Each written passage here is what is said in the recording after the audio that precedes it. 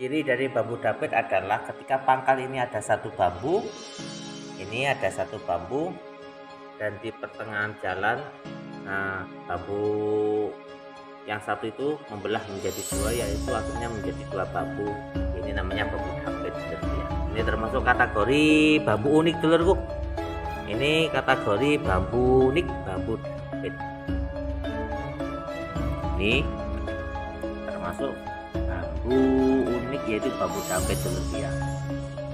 Untuk filosofi daripada bambu dampit ini sesungguhnya berasal dari satu tempat, berasal dari satu untuk naik ke atas supaya menjadi beberapa bambu. Kalau di sini kita punya koleksi cuma menjadi dua bambu. Ini namanya bambu dampit dulurku ya. Untuk filosofinya, segi daripada filosofi yang dikaji daripada bambu dampit ini dulurku ya. Kita ini makhluk, semua yang diciptakan oleh Allah itu adalah makhluk, berasal dalam satu Tuhan yang sama.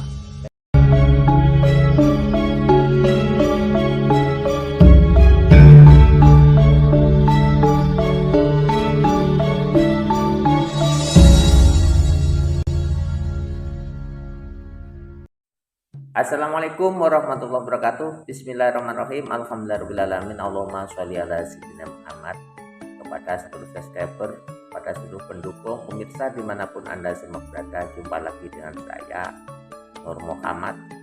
Kami di sini akan mereview, membahas tentang bagaimana ciri-ciri daripada bambu dampit dan bagaimana filosofi yang terkandungnya. Maka ikuti kami tetap pada ngaji alam dulu ya, acara ngaji alam.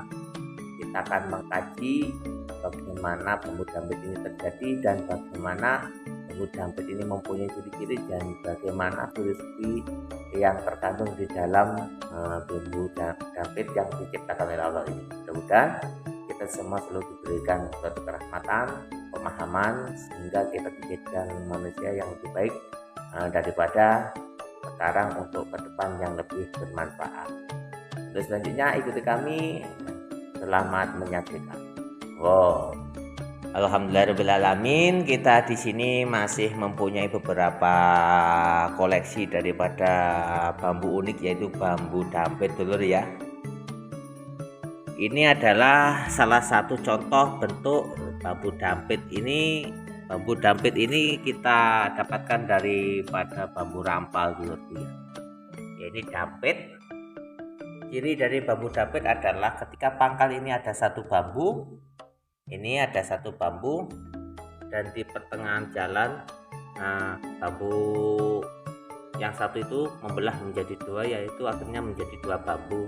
Ini namanya bambu dampit dulur ya. Ini termasuk kategori bambu unik dulurku. Ini kategori bambu unik, bambu dampit. Ini termasuk bambu unik yaitu bambu dampit dulu ya.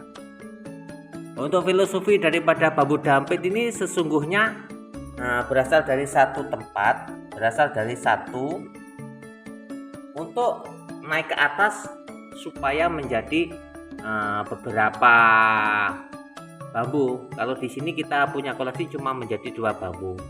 Ini namanya bambu dampit dulu ya. Untuk filosofinya,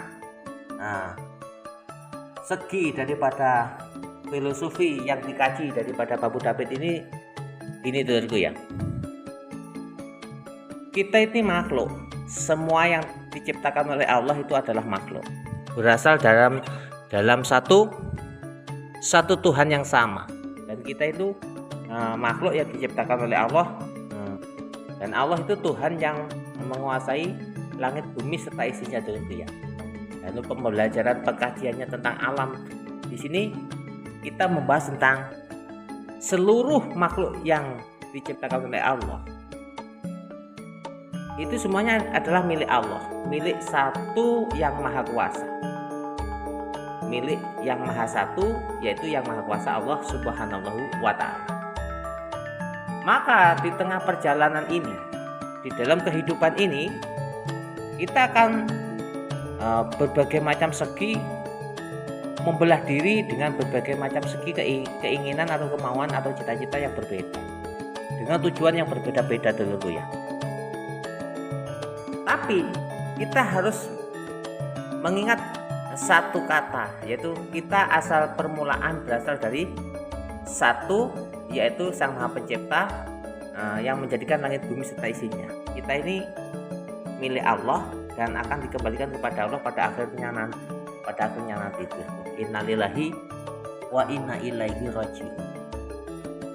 Maka dari pengkajian alam ini kita harus paham bahwasanya di depannya Allah, ning ngersane Gusti Allah, kita ini pada hakikatnya ini sama. Perubahan di dalam kita membelah diri dalam suatu perjalanan adalah termasuk bagian daripada cerita alam dunia ini atau cerita pewayangan yang harus kita lalui sebagai makhluk Allah atau sebagai manusia atau sebagai makhluk ciptaan Allah. Dengan berbagai macam segi keinginan, kemauan atau cita-cita dengan tujuan yang berbeda-beda. Untuk mempelajari ayat Allah yang bambu David ini supaya kita ini mawas diri bahwasanya kita harus memahami bahwasanya pada hakikatnya walaupun kita diciptakan dengan berbagai macam perbedaan, karena perbedaan itu termasuk bagian daripada rahmat Allah Subhanahu wa taala, maka di perbedaan ini dulurku ya, kita harus mengingat pada hakikatnya siapa yang menjalankan kita, siapa yang menguasai daripada hati, akal dan pikiran kita, dan siapa yang menjadikan kita, dan siapa dan seperti apa kita dijadikan. Pada hakikatnya kita cuma mengikuti apa yang menjadi takdir kita masing-masing yang tercipta karena Allah ilahi rabbi itu ya. Kita dijadikan orang kaya, kita dijadikan orang miskin, kita dijadikan orang yang sukses atau tidak sukses, atau menderita atau tidak menderita, atau senang atau susah. Apapun yang diciptakan Allah atas dunia ini itu karena apa? Karena kekuasaan Allah ilahi rabbi yang bersifat satu. Maka untuk pengkajian tentang bambu David ini adalah supaya kita mengetahui tentang jati kita diri ini. Hakikatnya kita diciptakan dengan satu sifat yang sama, yaitu sifat kemakhlukan dulu ya. Jadi sifat makhluk itu semuanya pada hakikatnya sama. Daripada sifat makhluk yang sama ini tadi, maka tidak akan beda jauh kita dengan orang lain, binatang dengan manusia atau tumbuhan dengan manusia. Pasti kebutuhannya akan diciptakan dengan berbagai macam segi yang hampir sama dulu ya. Nah, perbedaan daripada kemauan, keyakinan, pemikiran, takdir, nasib atau terjadi sesuatu hal atas diri kita dengan berbagai macam segi perbedaan, itu adalah kerahmatan ya. Itu adalah termasuk bagian rahmat Allah yang patut kita syukuri karena perbedaan suatu rahmat dari Allah Subhanahu wa taala. Makanya diumpamakan seperti bambu David ini yang melambangkan walaupun kita ini berbeda di dalam suatu tempat yang berbeda, yang satu di sebelah kanan, yang satu di sebelah kiri, yang kiri besar, yang kanan kecil. Pada hakikatnya kita tumbuh dengan waktu yang sama, dengan akar yang sama, dengan kebutuhan yang sama, dengan bodi tubuh yang sama. Maka disinilah baru yang dinamakan keserasian di dalam suatu kehidupan.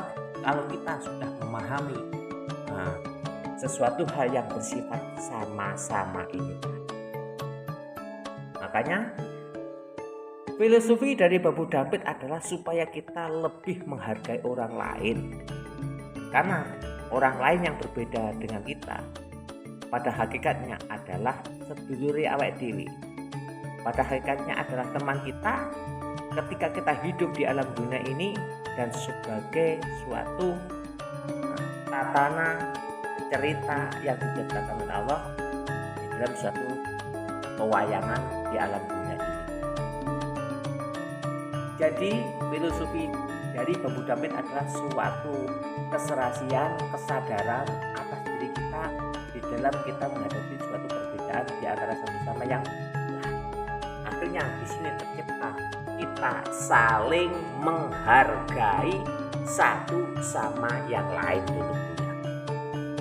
Yang jelas, filosofi dari Bambu Dampit adalah supaya kita mengerti asal kita berasal dari mana dan siapa Sang Maha Pencipta dan kita diciptakan sebagai apa, dan ketika kita dijadikan dengan berbagai macam perbedaan, bagaimana sikap kita atas perbedaan tersebut, dan bagaimana kita dijadikan oleh Allah orang yang ahli bersyukur atas segala perbedaan, karena di dalam perbedaan di situ Allah akan menunjukkan suatu kerahmatan. Ini filosofi daripada Bambu Dampit yang kita kaji dengan judul Ngaji Alam. Untuk selanjutnya kita akan membahas bentuk dan ciri-ciri dari Bambu Dampit.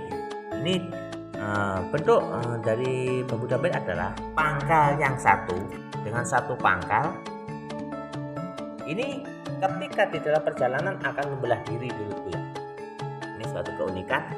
Ini membelah diri akhirnya menjadi dua. Ini namanya dampit dua dulu ya. Mungkin ada yang bisa dampit 3, dampit 4 atau dampit 5 atau selanjutnya itu bisa. Tapi makna dampit itu berasal daripada dari satu batang bambu, dari satu pangkal ini membelah diri menjadi beberapa bambu, menjadi beberapa bagian daripada badan bambu. Ini namanya Bambu Dampit. Ini kebetulan kita punya koleksi bambu dampit dari bambu rampal dulu, karena bambu dampit itu mudah kita dapatkan di rumpun bambu rampal atau bambu ori dulu ya. Ini mudah sekali kita dapatkan. Ini termasuk bagian daripada koleksi kita bambu dampit bener ya. Ya, mudah-mudahan dari edukasi-edukasi yang saya sampaikan tentang agama, tentang ciri-ciri bambu dampit, tentang bagaimana kita membahas tentang ayat-ayat yang bersifat bambu dampit seperti ini, tujuan utama kita adalah supaya kita dijadikan oleh Allah manusia yang lebih baik dan lebih bijaksana di dalam kita mengarungi suatu kehidupan dan berwawasan lebih luas dalam kita menghadapi suatu penerimaan tentang ketakdiran yang kita terima dari Allah Subhanahu wa Ta'ala. Sebagai garis besar, filosofi dari Bambu Dampit adalah supaya kita selalu bersyukur atas suatu perbedaan dan harmonis di dalam suatu mengarungi suatu ketakdiran di dalam suatu kehidupan. Cukup, mudah-mudahan semuanya akan bermanfaat, maslahah fid dini wa dunya wal akhirah.